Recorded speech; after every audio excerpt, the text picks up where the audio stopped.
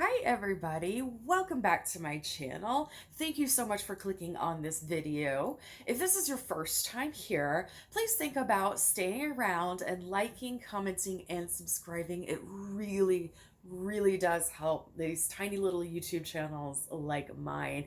And if you're a returning subscriber, welcome back. Thank you so much for coming back. You guys help me so much, and I'm really excited about moving forward and doing fun things. I'm really liking these coffee and cards, let's discuss series. And I just am so excited to be able to bring that to you. So, cheers to you guys. And thank you so much for being part of my YouTube channel. So, as I mentioned, today is the Coffee and Cards Day.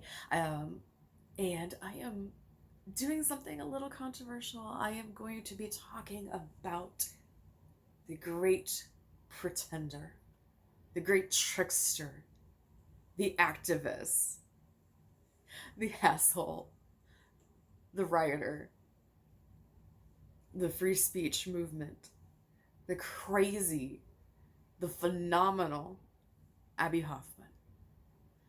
Now, a lot of people are not familiar with Abbie Hoffman anymore. He's just a little footnote in history. But I thought it would be appropriate to talk about Abbie Hoffman today, because if he were alive right now, I guarantee you he would be out in the front lines. He would be protesting. He would be screaming the loudest. He would be the one making the words that people would listen to, because Black Lives Matter. And he would be the first person out there with his bullhorn screaming until he got arrested. Because trust me, being arrested was just part of his life. Abbie Hoffman was an activist. He was a visionary, an author, and he was a little crazy, but you honestly couldn't be sane putting yourself into situations like that where you were in front of the crowd, leading the crowd, directing the crowd, giving the voice to the crowd. He was quite a person, and I have a phenomenal connection with Abbie Hoffman. I don't know why. I knew a great deal about him growing up, and not due to anything anybody in my family did. Okay, my parents were, well, my dad was very anti-hippie type movement. My mom was, a beautiful flower child. And it's so funny that they got married, because they were so different, but they were together until my dad died. So, interesting side note, opposites do attract. Um, he died when I was young, but I knew who he was. I knew who Abbie Hoffman was. I knew what he did. I knew what he stood for. I knew what he looked like, even after the plastic surgery that he had to get and able to go underground and hide from the FBI and everybody else that was trying to get him and silence him. I knew. I just knew who this man was. And I've had this connection with Abbie for my whole life, and I don't know why. And everybody has a weird connection to someone, and mine happens to be at Abbie Hoffman. So let's talk about the great pretender, the great trickster. So Abbie was known as Albert Howard Hoffman at birth. Abbie just became a nickname, obviously, and that stuck for the rest of his life. He was born November 30th, 1939, and I want to say he was born in New York City, but honestly, I don't remember. Sorry about that. Um, he was credited as being one of the people who started the flower power movement in the 1960s. And if you guys don't know about that, uh, I'm talking to the wrong audience, maybe. I mean, I've always been fascinated with the 60s and stuff, so that is something I've been immersed in my entire life. But the flower power movement was in the 1960s, 66, 67, 68 mostly, and then kind of on into the 70s. But that is when people were preaching peace and love, and it was in the height of the Vietnam War. And one of Abbie Hoffman's big things was you were sending black men off to war, and die for things that you aren't even giving them rights in the United States. So, again, this is something that's very viable to today. Um, there's a million different types of examples of that, but he was known as one of the people who started the flower power movement. Abbie Hoffman also was a co-founder of the Youth International Group, which did a lot of activism on campuses all across the United States. And I don't necessarily think it got across the Canada or anything like that, but definitely part of the United States. Abbie had a wild personal life. He had 3 children. Unfortunately, one of them died. Um, and a wife and a girlfriend at the same time. However, they were not upset about this. He also was an author to the book. He has several books, but Steal This Book is probably his most famous one. He actually got in a lot of trouble for that book because the title was Steal This Book, and a lot of people just stole the book. I paid for it, just to let you know. But what Steal This Book was all about was to show people of lower income status to be able to do things for free or get around the system to be able to afford electricity and things like that. So that book actually was very helpful, and he honestly didn't care if people stole his book. I think it was in the late 90s, early 2000s, a movie was made called Steal This Movie that had Vincent D'Onofrio in it. And it was a dramatization, but it was a very good movie. Abbie Hoffman was always known as doing things that weren't expected of him, such as get married. That was one of the most interesting things about him because during the Flower Power Free Love movement, he was getting married, and he just did stuff that was unexpected. He actually did send wedding invitations out to random strangers with joints in them. Yeah, that actually happened. And because he did that through the mail, it was actually considered a federal crime, which again, no stranger to prison or jail with the things that he did in his life. Um, One of the biggest things he was known about was the Chicago 8. It has been changed back and forth between the Chicago 8 and the Chicago 7. For the purposes of this video, since it was originally called the Chicago 8, that is what I will refer it to. So Chicago 8 and Chicago 7 are the exact same thing. It just changed because I believe one of the persons involved in the Chicago 8 either got a plea bargain or they turned. I don't remember for sure. But this event happened in 1968 in Chicago during the Democratic National Convention. Again, very apropos for what is happening right now. Abbie Hoffman was going to do a peaceful demonstration outside. And he and his people got the permit that allowed them to do a peaceful demonstration outside. Well, see, what happened was when Abbie showed up to get his permit, they decided to revoke it. Even though people had already started arriving and arriving and arriving. And Abbie and his gang were trying to get the permit because he wanted everything to go safely. He wanted everything to go okay. He didn't want any violence. He didn't want any problems. He was told he was going to get the permit and it was revoked at the last minute. And he was trying to explain to the judge um, that this needed to be done for the safety of the city because it was such a turbulent time. I feel like I'm talking about right now. Such a turbulent time in 1968 in Chicago. And they said no. But they would send the police out to enforce or help if situations got bad.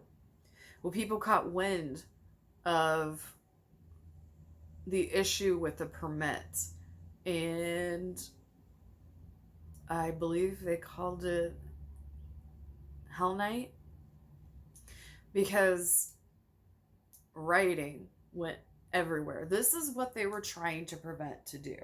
This was what Abbie and his crew were trying to prevent happening. What they were doing was legal and right, and being rejected at the last minute or revoked at the last minute was stupid and dangerous. And I think they used Abbie and his crew to make a point or to blame everything on them, because that definitely happened. Abbie and his crew were arrested and they were charged with inciting a riot. See, Abbie wasn't going to send anybody home. They came. And he wasn't going to be able to stop this beast himself. He tried, but he didn't send anybody home. How were you going to stop a snowball already going down a hill from becoming an avalanche? You can't. It already was going to happen. I don't know if anything would have been different if they would have gotten the legal documented paper. I don't know. But the point was they were rejected at the last minute when it was well past too late to turn back. And then they got angry at the Chicago 8, they meaning the Chicago mayor, the governor, the police, everybody got angry at them because they didn't stop what was already happening. They put them in a very terrible situation. So I just couldn't blame them for what happened, because I like I said, I don't think there would have been any difference in the mentality of what happened with the rioting, even if everything properly happened, because look at the world. People are screaming to be heard. They've been screaming for a very long time. They were screaming then, and we're screaming now. You can't stop it. Abbie sure wasn't going to be able to stop it. So a lot of people got hurt that night. A lot of people ended up in jail. And of course, they got arrested. There was a long trial, and Abbie made it into a joke because he's like, you're using me. You're using me. I'm going to use you back. He had a way with words. He was very intelligent. And he definitely used opportunities. He was a very theatrical, so I think people thought he was crazy, but he was actually just theatrical. Because of the things that happened in his life and the activism that he did, Abbie had to go underground. He had to get plastic surgery, change his face, leave his family, and hide, because The FBI was after him. The CIA was after him.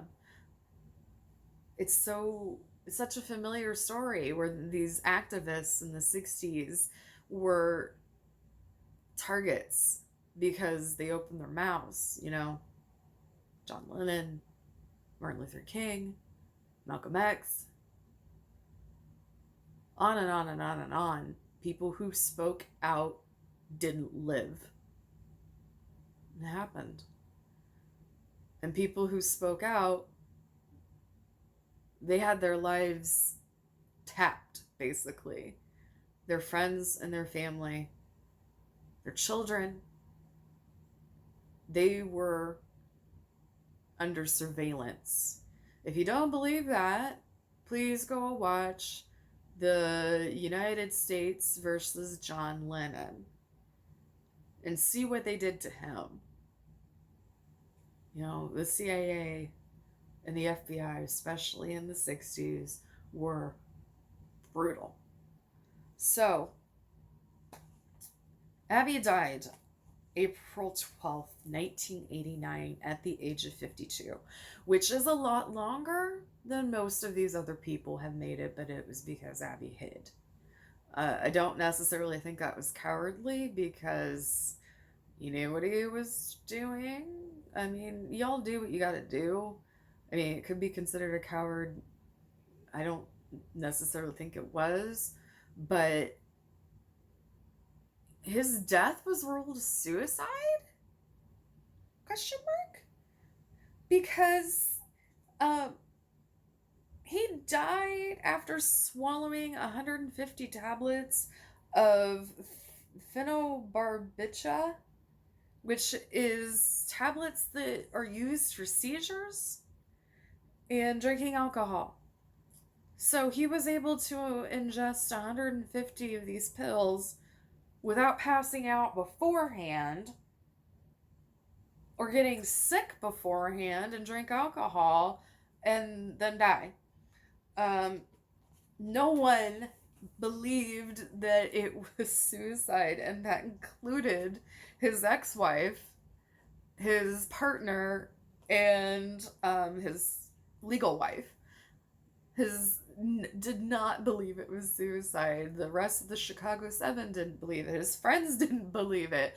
Hell, no one believed it. I mean, it was just unbelievable. Yes, he had problems with bipolar disorder. He had problems with anxiety and depression, and they tried to make it a point that his mother had passed away a few years ago and he didn't like being middle-aged. That's why he killed himself.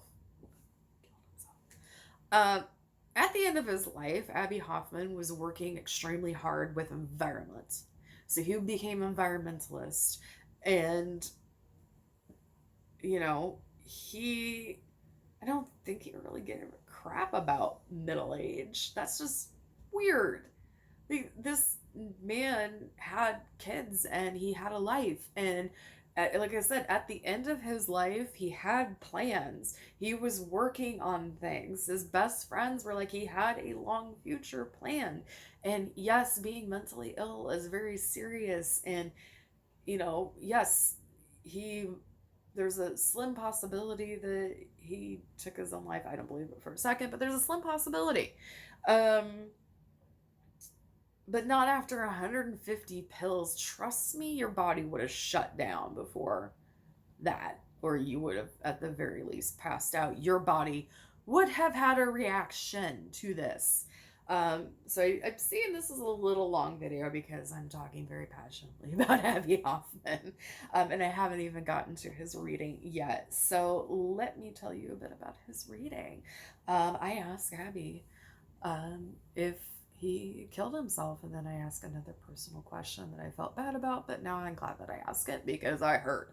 All right, so Abbie Hoffman, did you kill himself? So the first, I got the Hanged Man. I got the Seven of Swords reversed, and the Four of Pentacles. So, giving you a book view of what these mean, the hanged man is happy in an altered state. They're in suspension, waiting for the next move. Uh, there's a change of perspective, but waiting. They have a lot of wisdom, prophecy, grace. Um, sorry, they're out of control in a situation. They've given all they can and they're out of control. The Seven of Swords reversed is dishonesty and deceit by someone that you cared for, someone that despite or pretended to love you but despised you. They bullied you and pressured you. And the Four of Pentacles, the foundations of everything that he has worked on has been built. Everything he's worked on has been built. It still lives on. If people can remember, if people choose to remember, if we go back in history and look a little bit, the foundations of everything that we need to do to fight has already been laid down for us. The people who came from our past are fighting with us now. Abbie Hoffman didn't kill himself. Someone around him did. Someone that he cared about, someone that was supposed to be a friend of his, deceived him. I think it was a woman. I think his death was definitely pressured. Actually, I think it was a man and a woman, because I see a woman in front and like a man behind him with a gun to his head. And he didn't kill himself at all. Not a bit. He wouldn't have done it. He was too conceited for that. That's the thing. Like, as crazy as this man was, and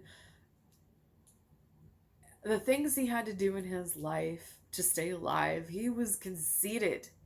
He was vain. He was just not the person that was going to kill himself, because he was too damn conceited to do it. And he would not have killed himself as a statement. There was no statement to be made. So because I had a bit of connection and I could hear for a little bit, I asked about Amy. Ilya. That was his daughter, who supposedly committed suicide. And she did kill herself, and I am so sorry. But what I heard over and over in my mind was, they took her. They did this to Amy. I was the best father that I could have been. I believe I was the best father that I could have been. I've made mistakes, but they took her. They did this to Amy. Now, she did kill herself, but someone did this to her, to Ilya, to Amy Ilya. And there's a story behind that name, and that's not my story to tell. But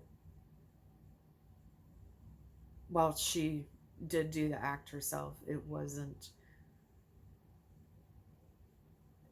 because she planned it out.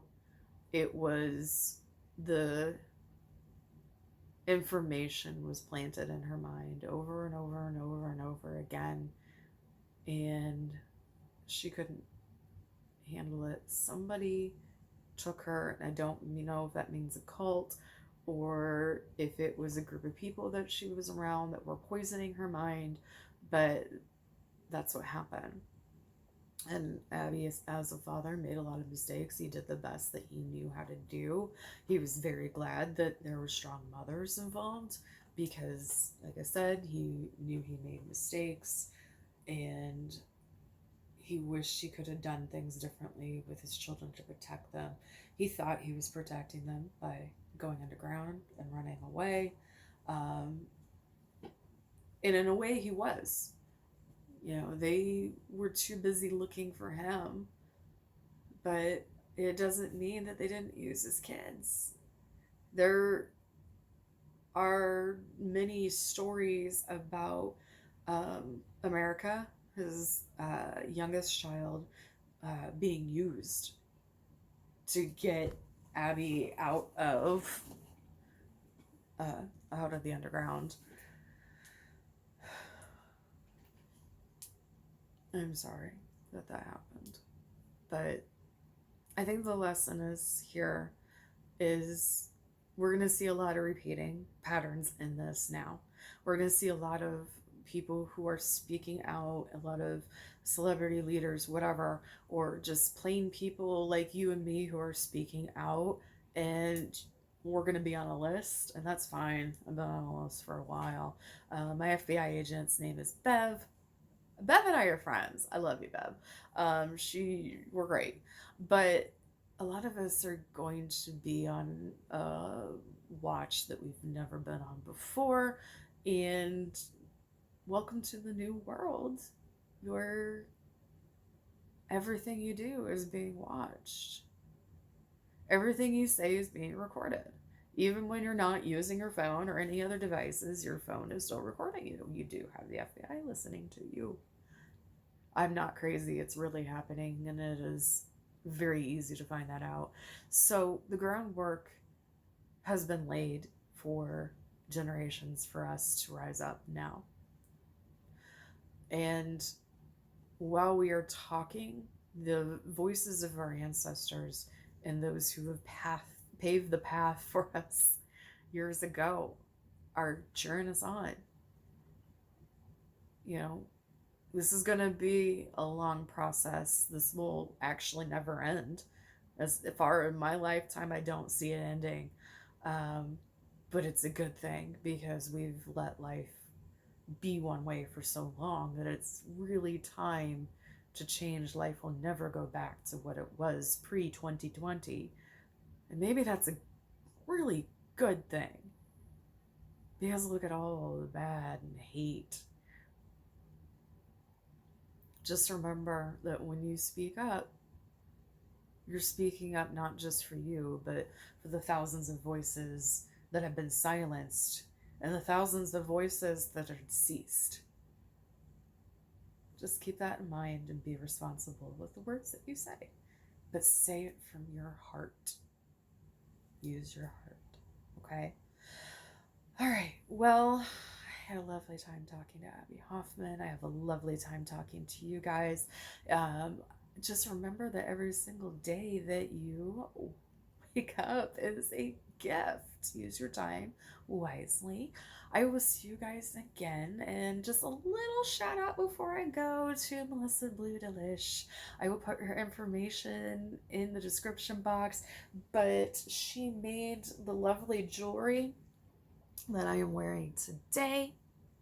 It is gorgeous.